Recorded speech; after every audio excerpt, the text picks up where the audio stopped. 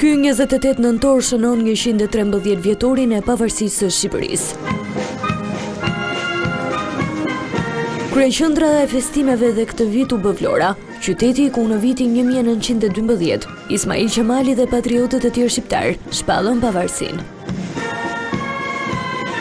Në vijim të traditës, në qytetin bregdetar u zhvillua ceremonia e flamurit, ku morën pjesë presidenti Begaj, presidenti i Kosovës Vjosa Osmani, kryeministri Edi Rama dhe zyrtar të tjerë të lartë.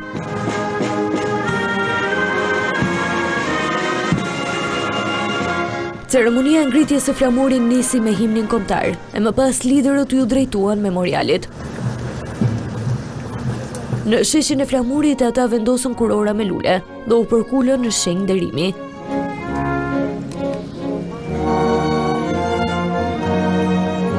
Pas përfundimit të ceremonisë, drejtuesit e lartë shtetëror ju drejtuan qytetarëve, ku nuk munguan dhe takimet me ta, ndërsa urimet e tyre i përcollën nëpërmjet rrjeteve sociale. Por jo vetëm zyrtarë të lartë, për të festuar ditën e pavarësisë, në qytetin e Vlorës u mblodhen qytetarë nga të gjitha trepat, të veshur me simbolet emblematike të vendit tonë. Ata festuan në bulevardin Ismail Qemali. Urimet e tyre erdhën në mënyra të veçanta. Shqipëri, Shqipëri, Shqipëri, moj shkëm pe gurë, Shqipëri, moj shkëm pe gurë, frite, pritesh për flamurë. Ta festojmë së bashku me popullin shqiptar. Kjo është, na jemi një kom, na jemi një shtet, ne kemi një flamurë.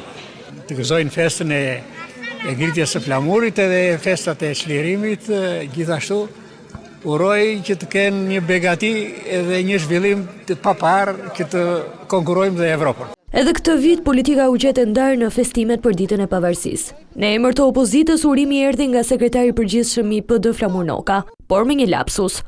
Është 28 nëntori, dita kur Skënderbeu ngriti flamurin në Vlorë, është dita Skënderbeu ngriti flamurin në Krujë.